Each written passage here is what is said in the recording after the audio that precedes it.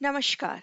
सदीनामा रोजाना बुलेटिन पत्रिका की ओर से आप सभी का बहुत बहुत स्वागत है।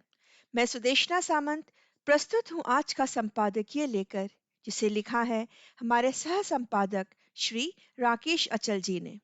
इसका शीर्षक है बहुत हो गया, आ अब लौट चलें। तो आइए सुनते हैं आज का संपादकीय और जानते हैं लेखक किसे लौट जाने की बात कह रहे हैं। कल एक पुराने मित्र का फोन आया। उसका सुझाव था कि मुझे अब रोज की राजनीति पर लिखना बंद कर कविताएं, कहानी और उपन्यास लिखना चाहिए। सुझाव अच्छा है, लेकिन मन है कि मानता नहीं।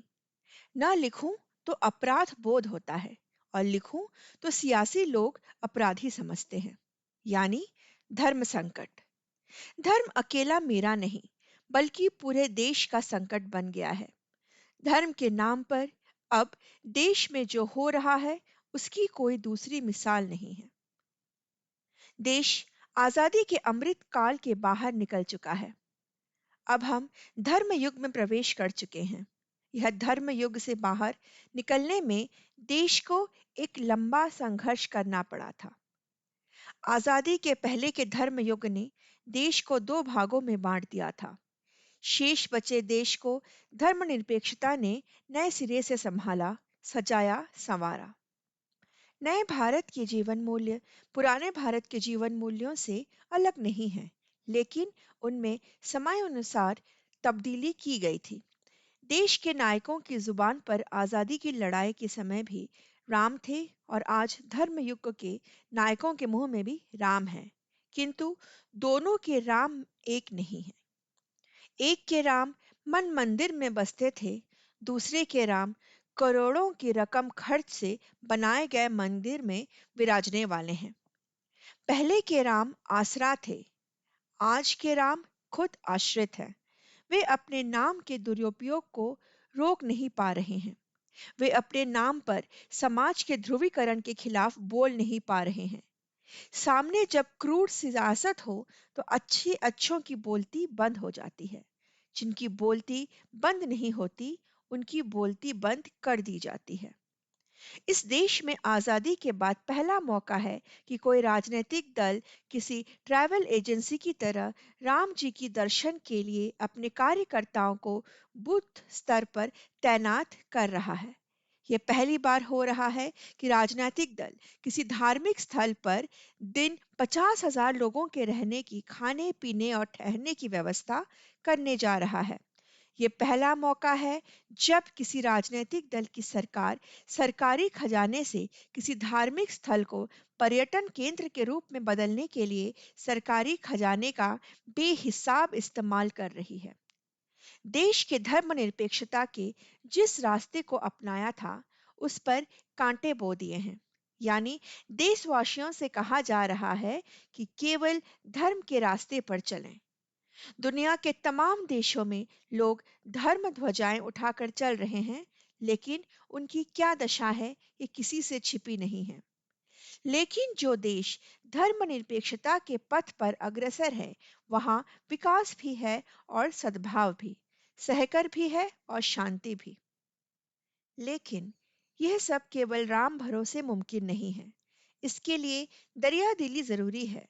दरियादिली का अर्थ सभी धर्मों के प्रति उदारता और समान सम्मान की भावना है। जिन देशों में संविधान काम कर रहा है, वहां स्थितियां अलग हैं, और जिन देशों में संविधान को ताक पर रखकर सरकारें चलाई जा रही हैं, वहां जनता अवसाद में है।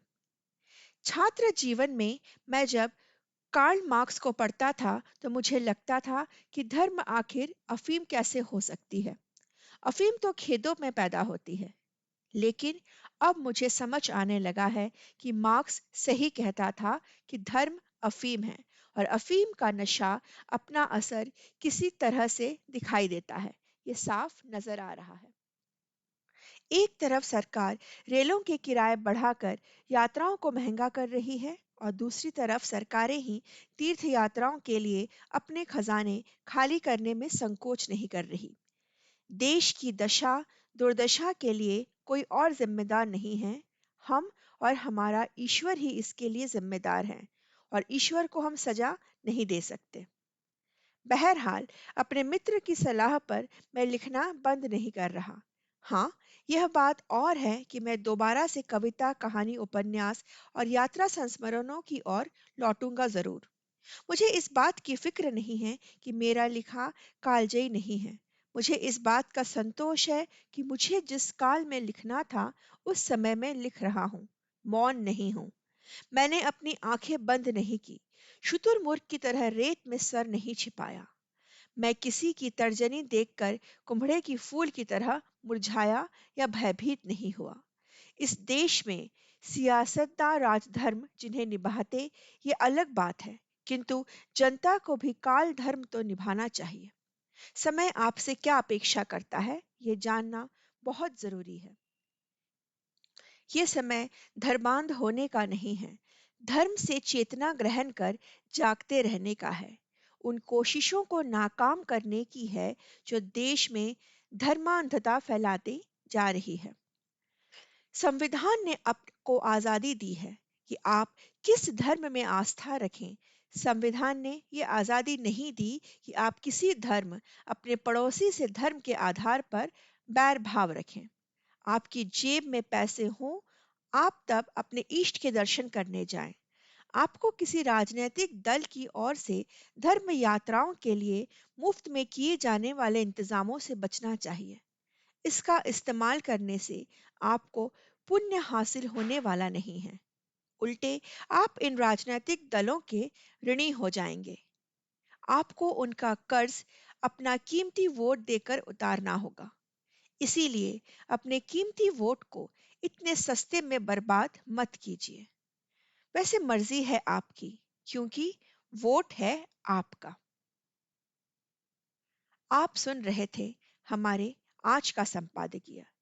राकेश जी ने इसमें एक बहुत ही सोचने वाली बात कही है, लेकिन अंततः मैं भी वही कहूंगी, वैसे मर्जी है आपकी, क्योंकि वोट है आपका। आप सुन रहे थे आज का संपादकीय। अगली बार फिर प्रस्तुत होंगी एक नए संपादकीय के साथ। तब तक आशा करती हूँ आप सभी कुशल रहें, सुरक्षित रहें। धन्यवाद। सुनकर देखो, सुनकर देखो, सुनकर देखो जी। ममता राहुल मोदी बोले, लिखे जितेंद्र जी।